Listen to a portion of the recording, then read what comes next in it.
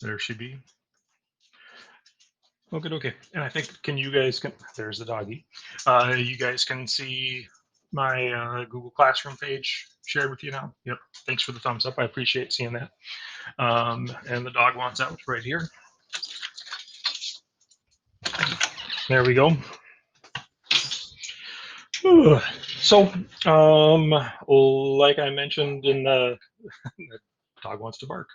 Like I mentioned in the lesson plan, we're going to just make sure things are okay with the freshman area rapid transit thing. Bless you. Um, and Gesundheit. And then from there, we'll kind of do some warm up work on forces because that's our next bit of stuff. And I need to, nope, that's the other class, that one. So, oh, here, we'll try it this way. I did find a way where I can um, present to you guys slides and you can anonymously ask questions off of that. So um, I'm going to pull that up so then if you have questions that you still want to ask about the freshman area rapid transit project, if you still have questions on that, you can ask those questions anonymously if you'd like.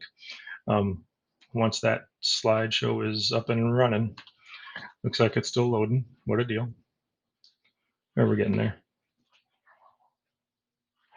And the one of the things that caused an issue, I don't remember who it was that I traded information with on Friday, uh, but there was I made a mistake when I was recording the video. I paused it to go through and change some things, and then forgot to unpause the video. So the part where I worked the velocity graph and actually made a velocity graph didn't show. I forgot to record that part. So I made a second video that's up there on the more better version. And you can click on that and open that, and that shows how to go through and make the actual velocity graph. Some of you figured it out prior to me getting that up there, but there it is. So if you on Google Classroom in the stream, there's a little link for slides. And what that should allow us to do, this is you guys are guinea pigs, but I tested it out at home with my family just as guinea pigs there. So they were small scale trial. You guys are a large scale trial, but you should be able to ask questions if you click on this link that's slides.app.goo.gl, all that stuff that's in there. There's a, I'm just getting it set up now. There you go. So if you have a question to ask, you can click or you can select that link. And then when you ask a question, you simply need to, there's a little box on this where you can check to make it anonymous. Other people can see the questions, but they don't see who asked it. And then as you ask a question, other people can thumbs up or thumbs down that question to make it, you know, more prominent for what's going on. So if you open that up, that's a good way to ask questions if you don't want it, if you want to remain anonymous there. So I'm going to go through and start talking about our next unit. And if you have questions on what's being presented there, or if you have questions on the previous thing, the freshman area rapid transit deal, you can ask that one too. So either way, and then those questions will pop up and we'll see what we can get. You will have to be signed in. I believe you have to be signed in to the, to me, it says this one is closed. Are you guys getting that too? Q&A session closed? No? Have you guys clicked on, have any of you guys clicked on the link, slides, APP, whatever? No? So if you click on that, you have to click on that or open that link up. And it should, oh, for Pete's sakes. Oh, I have a different link there. What in the world? It was closed for me. Somebody says, thank you. I'm gonna, that's the same one there, but that's, oh, this is a different one. What the heck? Oh, living the dream. There we go. We'll put that in there. Now we'll get it. Whoop, bleep. Edit. Not that one. This one. Get rid of that one. Add this one. Link. Bloop. There we go. That should work. And let's see how that goes. Refresh. There we go. There. Ah, all right. There we go. So now if you have a question, my apologies for all that. And if you have a question now, you should be able to click on this link, and then you can ask a question. And if you, once you're done typing that up, it should allow you to ask anonymously. There we go. Oh, lordy. Hope you guys had a decent weekend. So the freshman area rapid transit, like I said, just a quick summary then. We should, hopefully, we've got that thing, all 3 days of that taken care of and turned in. We have, I updated the video tutorial on how to make the velocity graph. So there is one of those available on some of the details there. Some folks were struggling with that. Okay, so if you have questions on that, you can ask. And here we go. Interactions and forces. So the next unit that we're going to go through and use is on interactions and forces. So I'm just kind of setting you up with some basics today, and then we'll move on with some assignment stuff as we're going through. And I got this kind of, the slideshow kind of cleaned up, but then when we get towards the end, you'll notice the last like 2 or 3 slides, it was getting late, and I just said, nah, close enough is good enough.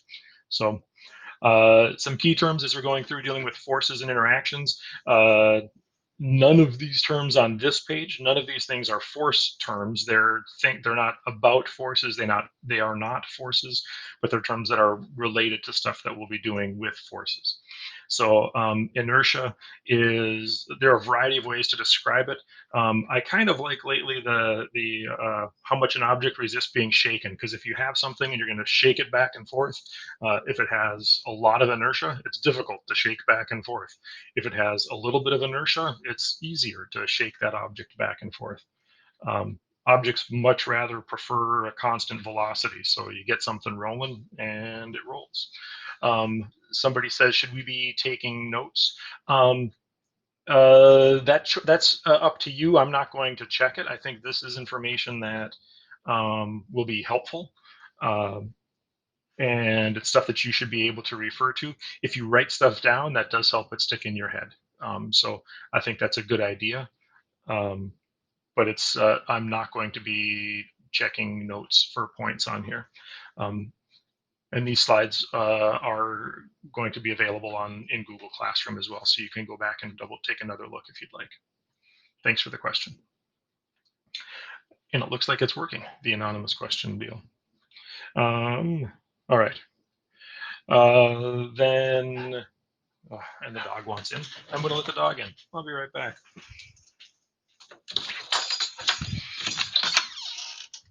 Woof, woof. Doggy. Okay. He wants a treat because he was a good boy.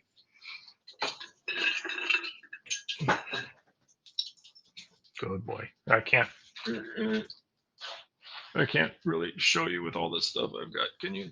Doggy. Yeah. He's a good boy, aren't you? Who's a good boy? Yes. Anyway, sorry. You just more. Okay, sorry about all that, folks. And you guys still haven't seen the cat, have you? Well, one day, if we're lucky, Chicken will bless us with her presence. Okay, so inertia is how much something wants to go to constant velocity or doesn't want to be shaken or have its velocity change. Mass is a way to measure the inertia. More mass, the more inertia, the less likely it wants to be shaken, the more difficult it is to shake. Mass measured in kilograms or grams, milligrams, stuff like that, not pounds. That is not a measure of mass. So pounds is actually a measure of force. Um, it's not what we use in the metric system, but it is. And mass is related to, but different from weight, different things. Um, Throughout life, we always kind of simplify things in every field of study in life. We kind of simplify things to make it understandable, doable, usable. And when we're younger, it's a whole lot easier to talk about mass and weight as being the same thing. When somebody's in, third grade, it's really tough to talk about the difference between mass and weight. And now we're at this point where we're going to try to start to um, make these differences a little bit, these subtle differences a little bit more known. Like if you, Bill Nye will occasionally, if you've watched Bill Nye videos, right? Bill Nye, the science guy. And he even says, like in the theme song, inertia is a property of matter. Nailed it. And Bill Nye he's a brilliant guy, actually. He's got a degree in aerospace engineering, I think it is, and he's been involved in all sorts of stuff like that. He's crazy smart dude. He's not just an actor that does like science stuff. There are those out there. He is a brilliant guy. And when they talk in some of the Bill Nye videos, they oftentimes simplify mass and weight as being the same thing, not because they don't know the difference, but because it's geared for a younger audience. So you're at this point now. Sorry, that's a bit of babble. We're at the point now where mass and weight, we're going to try to make that distinction. So this will be different from some of the stuff you have maybe used before. And that's not a question. I was going to try to make this like ask questions based on specific things here, but this is silly, I think, in hindsight. So what is a force? One of the ways that we can go through and discuss what forces are, you've probably heard some of that stuff in the past, but a simple definition of a force is that it's a push or a pull. Anytime two objects interact, there's a force. Anytime there's a push or a pull, there's a force. That's a simple standard beginner introduction sort of definition for a force. Push or pull. Any push or pull is a force. A slightly more detailed definition is to say that when objects interact, there's a force. Anytime two things interact, there's a force. Now that force can, and notice that that's in italics. I didn't want to bold it. Sometimes I feel like bold is yelling too much. So an interaction or forces can produce an acceleration or a change in shape or a deformation of objects. It doesn't have to produce an acceleration. It doesn't have to produce a deformation or changing of shapes, but it can, right? I can push on the floor. I'm not moving the floor. Well, at least not visibly, right? Maybe a smidge bit that we can't see, but yeah. And in the metric system, forces are measured in newtons, and we abbreviate that with a capital N. In the British standard system, if we talk about like ounces and stuff like that, well, then in the British standard system, there are pounds to measure force. But it gets really weird because there are pounds, there's pounds of force, and there's a mass pound and all sorts of stuff. It gets really weird. They'll also talk about mass in stones and then force in pounds. So the British standard system is weird. Metric system, newtons, done. So where we're at, mass kilograms, force in newtons. Next slide. Y'all good? Click. Okay, so this is where we get awkward with words. So some people, oh shoot, I forgot the name of it. If you treat an inanimate object like it's alive, like oh, this mug just likes to fall over, or people will. I forget. There's a word for that where you anybody know it? If you know it, send it in. I can't remember the darn word. Oh, there's a question. No. There you go. Thank you. Yes. So sometimes the personification bit, people get really fussy about that in different areas of life. In some cases, justified. In other cases, in my opinion, it's kind of picayune. Um, if we avoided personification with forces, then we would say something silly like, or something awkward, in my opinion, um, like. Like here, the object was subjected to a force of 10 newtons. Then we're avoiding any sort of personification. What people often uh, do say, instead of subjected to, I mean, saying, trying to find a way that doesn't use personification is kind of awkward. What people do accept is to say that an object exerted a force or applied a force. Now, that's a little bit of personification, right? Because my mug isn't consciously deciding to push on the desk, but it's there. We tend to accept things like uh, the object experiences a force or feels a force, which is again a bit of personification, but the most physics people kind of accept that. What people don't accept, and it's a strange, weird little line, but physics people generally don't like saying that an object possesses a force or has a force. Um, so we would try to avoid saying the car had a force of blah. That we would try to say it experienced a force of something or another, or it exerted a force of something or another. Still a bit of personification, but in physics, that part of personification we kind of feel a little bit more used to, and so we accept it. Okay, I'm moving on to the next one. I thought I was moving on to the next one. There we go. And so now when we get to some of the common forces, um, one of the common forces is this gravitational force. We'll also abbreviate that as weight. Is this too dark if I use this spotlight? No, no, it's okay. Okay, so gravitational force is a common force. We'll also often abbreviate that with just the word weight. So when people talk about weight, they're talking about the gravitational force. For symbols, for how we do this, it gets lengthy, but the lengthy extended use of symbols is one of the ways that we prevent ourselves from making some common mistakes. So to talk about gravitational force, we'll often say something like this little g up here for gravitational, and then a big F for force. And then we'll talk about the two objects, like the Earth is interacting with an object. So if it was the Earth interacting with my dog Chewy and the gravitational force or the weight of Chewy, if it's the weight of Chewy, I would say G, F, E, C for gravitational force that the Earth exerts on Chewy. Does that make sense? So there's 4 letters there, which some folks in some areas of physics feel is excessive. But a lot of folks in physics are coming around to this because these 2 subscripts help make sure that we know what 2 things are interacting. We're talking about the Earth and Chewy interacting.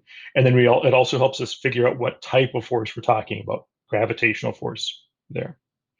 Um, if you go through and you Google this sort of stuff and you're checking other websites and you're looking for help online or you're going to the YouTube, um, folks in other parts of the world will, not pulled that up, will often go to W as an abbreviation, or F with a little subscript G as an abbreviation.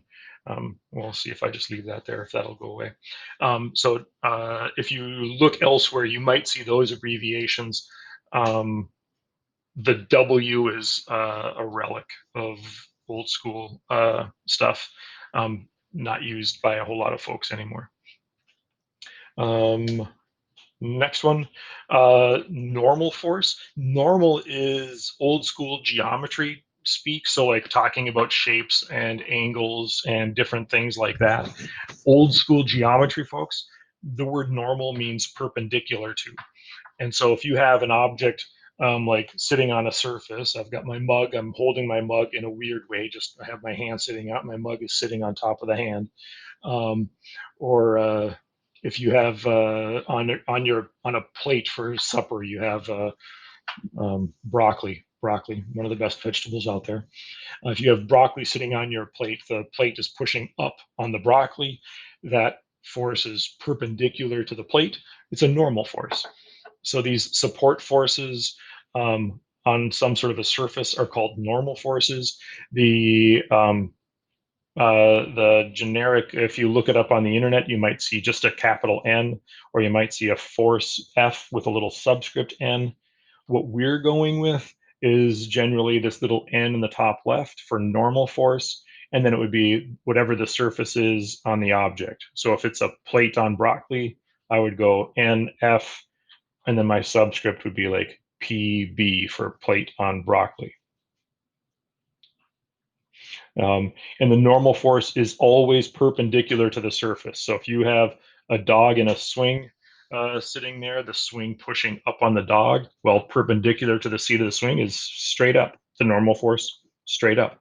But the key isn't straight up. The key is perpendicular to the surface. So if the dog is sitting, stationary on the swing or sitting on a chair, the normal force is straight up. If we go to a kid on, oh, and here I did NF swing on dog. And if we go to a kid on a slide, if the slide is at an angle, the normal force is perpendicular to the slide. So the normal force on the kid would be off this direction, not straight up, but perpendicular to the surface. Normal means perpendicular. So there we see N for normal force, slide on kid. Okay. So we're starting to hopefully see that with our naming system, we're going with like a category of force in the top left, normal or gravitational, and then a big F for force. And then the two subscripts are always saying this first thing is pushing on this second thing. Usually it's for us, hopefully always, this second thing is the thing that we're studying. We're studying the kid, S on K, or we're studying the doggy, swing on Dougie. Tension force, like if you have a cable or a rope or something like that, the force of tension, Googling it, you might see a T or an F with a sub T. We're going with T for tension and then force, and then it would be like rope on object or RO, stuff like that. And then this is where I started to run out of time last night.